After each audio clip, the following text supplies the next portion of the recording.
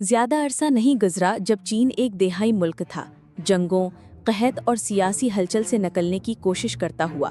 لیکن آج 8 اگست 2025 کو یہ دنیا کی دوسری سب سے بڑی معیشت اور تیزی سے ترقی کرتی ہوئی ٹیکنالوجی کی طاقت ہے، جس کا اثر و رسوخ معیشت، فوج اور ثقافت میں پوری دنیا میں محسوس ہو رہا ہے۔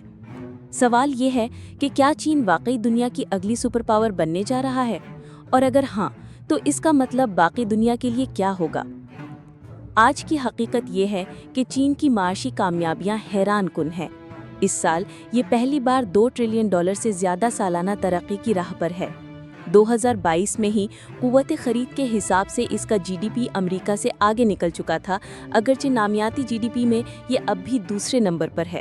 لیکن یہ کہانی صرف اعداد و شمار کی نہیں، بلکہ ایک قوم کی غیر معمولی تبدیلی کی ہے۔ ایک وقت تھا جب چین اپنی آدھی سے زیادہ تیل کی ضرورت درآمد کرتا تھا۔ آج یہ بیرون ملک تیل کے نئے ذخائر میں اربوں ڈالر لگا رہا ہے۔ ایک نسل پہلے یہ کسانوں کا ملک تھا، آج 600 ملین سے زیادہ لوگ مڈل کلاس میں شامل ہیں۔ اندازہ ہے کہ 2030 تک یہ تعداد تقریباً 1 ارب ہو جائے گی۔ وہ تجزیے جو مغرب میں چین کے ٹوٹنے کی پیشگوئی کرتے تھے، آج ماضی کی دھند میں کھو گئے ہیں۔ لیکن طاقت کا مطلب صرف معیشت نہیں ہوتا۔ اصل طاقت اس میں ہے کہ کوئی ملک اپنے مفادات کا دفاع کر سکے، چاہے وہ عالمی معیشت میں ہو یا میدان جنگ میں۔ 1978 میں چین کی فوج اندرونی کشمکش سے نکل رہی تھی اور اس کے پاس جدید ہتھیار نہیں تھے۔ آج یہ ایک جدید ٹیکنالوجی سے لیس فوج ہے، جس کے پاس دنیا کا سب سے بڑا ایٹمی ہتھیاروں کا ذخیرہ، ہائپرسونک میزائل پروگرام، سمندروں میں طاقتور بحری بیڑا اور خلا میں بڑھتی ہوئی موجودگی ہے۔ 2 ملین سے زیادہ فعال فوجی اس کی پیپلز لبریشن آرمی کو امریکہ کی فوج سے دگنا بڑا بناتے ہیں۔ بیجنگ مصنوعی ذہانت والے ڈرونز، سائبر جنگ کی صلاحیت اور درست نشانے والے ہتھیار تیار کر رہا ہے۔ یہ تبدیلی تیز اور گہری رہی ہے، مگر اس نے خطے میں تشویش بھی پیدا کی ہے۔ اینٹی شپ میزائل، جدید بحری جہاز اور روس کے ساتھ بڑھتے تعلقات سب مل کر ایک ایسے منظرنامے کی طرف اشارہ کرتے ہیں جس میں طاقت کا توازن بدل سکتا ہے۔ لیکن ایک سپر پاور بننے کے لیے صرف فوجی یا معاشی طاقت کافی نہیں، ثقافتی اور تکنیکی اثر و رسوخ بھی ضروری ہے۔ یہی مقصد لے کر چین نے بیلٹ اینڈ روڈ منصوبہ شروع کیا، جو سڑکوں، ریلویز، بندرگاہوں اور ڈیجیٹل نیٹ ورکس کے ذریعے دنیا کو جوڑ رہا ہے۔ 2025 تک اربوں ڈالر کی سرمایہ کاری ایشیا، افریقہ اور یورپ میں کی جا چکی ہے۔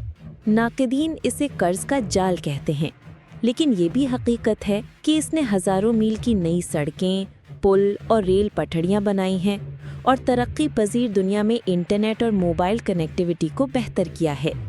ثقافت میں چین کا اثر بڑھ رہا ہے۔ اس کی فلمیں بین الاقوامی ایوارڈ جیت رہی ہیں، اس کا پاپ کلچر سرحدوں سے باہر مقبول ہو رہا ہے۔ اگرچہ یہ ابھی ہالی ووڈ یا جاپانی اینیمے کے برابر نہیں، لیکن ایک ایسے ملک کے لیے یہ بڑی پیش رفت ہے جو کبھی دنیا سے کٹا ہوا تھا۔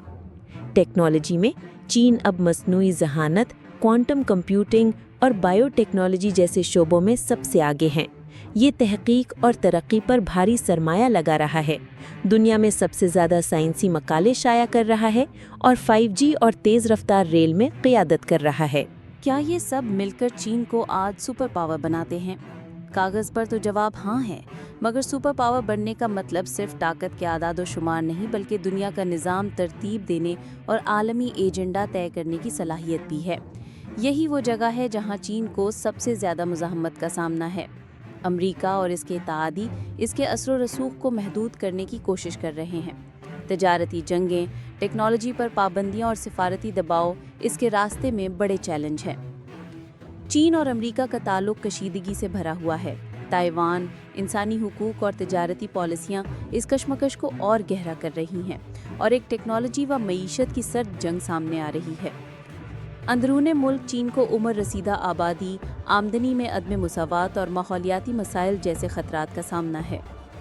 پھر بھی چین کی لچک اور بدلتے حالات سے ہم آہنگ ہونے کی صلاحیت ماضی میں ثابت ہو چکی ہے، لیکن یہ راستہ لمبا اور پیچیدہ ہے۔ دنیا ایک نئے دور میں داخل ہو رہی ہے، جہاں فیصلے صرف واشنگٹن میں نہیں بلکہ بیجنگ، بروسیلز، نئی دلی اور دیگر شہروں میں ہوں گے۔ یہ ترقی پذیر ممالک کے لیے نئے مواقع اور جمہوری دنیا کے لیے نئے چیلنج لے کر آ رہا ہے۔ چین کا عروج ہماری صدی کی سب سے بڑی کہانیوں میں سے ایک ہے۔ ایک غریب تنہا قوم سے عالمی طاقت تک کا سفر شاندار ہے، لیکن عمر رسیدہ آبادی، ماحولیاتی دباؤ اور عالمی سیاست کے چیلنجز ابھی باقی ہیں۔ وقت ہی بتائے گا کہ چین ان رکاوٹوں کو عبور کر کے دنیا کی غالب طاقت بنے گا یا ان کے بوجھ تلے دب جائے گا۔ ایک بات طے ہے، چین کے عروج کے بعد دنیا پہلے جیسی نہیں رہے گی۔ اگر آپ کو یہ ویڈیو معلوماتی اور دلچسپ لگی تو اسے لائک کریں، اپنے دوستوں کے ساتھ شیئر کریں اور مزید ایسی ہی کہانیوں کے لیے ہمارا چینل سبسکرائب کریں۔ آپ کی سہایت ہمیں مزید بہتر اور معیاری مواد بنانے میں مدد دیتی ہے۔